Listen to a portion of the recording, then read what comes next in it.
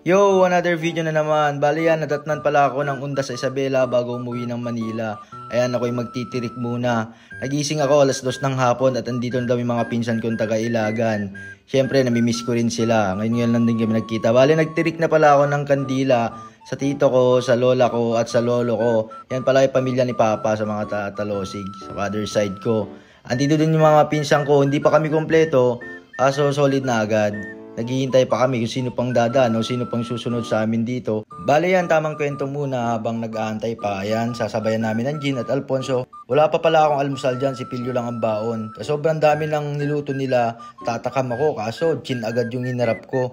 Bale yan, kainan na bago mag-Sharon. Andyan din pala yung uncle ko na si Uncle Peter na nabubuhay na panganin nila Papa. Kaso nagpahinga daw kasi nainom na naman ng alak. Yang nagpost pala sa Ate Nova, yung ate niya sa Ate Gigi, si Notesi, at dyan na sila mama, kumain na rin.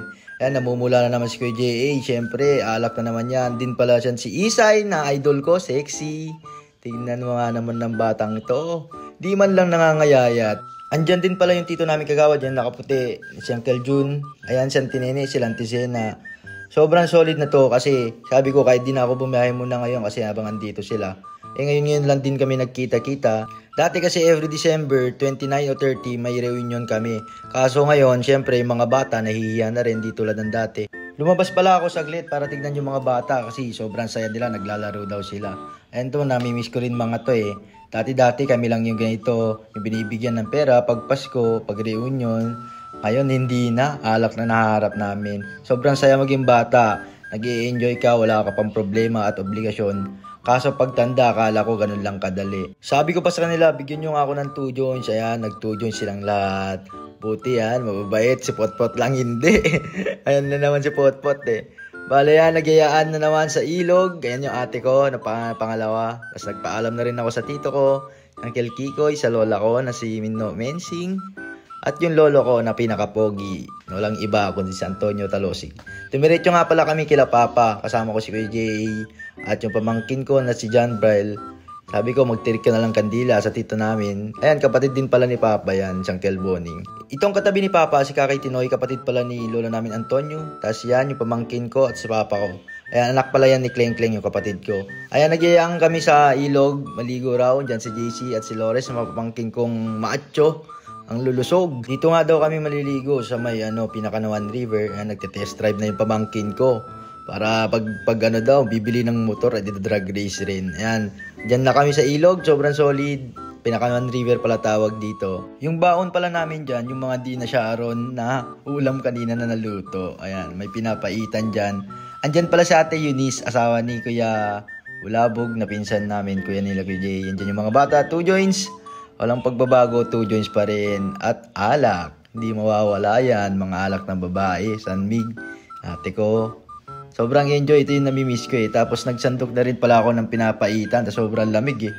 Naligo na pala ako dyan kasi sobrang init ng katawan ko.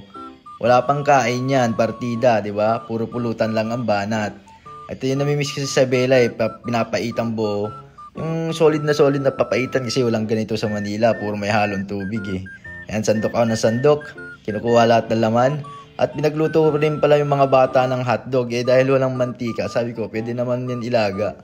Lalaga lang saglit yan, pwede na yan. Laman tiyan din yan eh. Ayan, pinagtitripan pa ako ng pinsang ko. Tapos ang taga-video ko dyan, si Jaja na pamangkin ko. Sakto, nakahuli sila ng gagamba. Sila Potpot. Bali, ang tamang video muna ako habang nagiinom. Binidyo ko itong mga batang to, sobrang enjoy kasi ngayon lang din daw sila nagkaganito. Ito na pala yung pinakamasayang part, yung kwentuhan about sa mga life natin, sa buhay natin, kung ano nangyayari at yung mga biroan na ginagawa namin dati.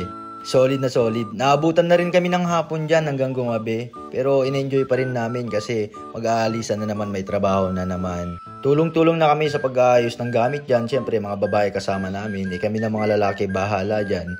Ang dami naman akong pamangkin, mga macho naman pamangkin ko eh. Kinagabihan nga pala, dumiretso ako sa tropa kasi may call daw silang niluto. Ayan, call ng Isabela yan. Sobrang sarap yan. Sobrang miss ko na rin yan eh, pagbalik ko dito ng Manila. Wala kasi mahanap dito eh. Bale yan pala, paparinig ko sa inyo ang kanta ng tropa namin, TNT Boys. Napaka-solid, pakinggan nyo na lang. Introvert, eka imagaya, tubalibong hapon. Namusta nga to 200 nevulo ng aming ira. Ololuto nevo.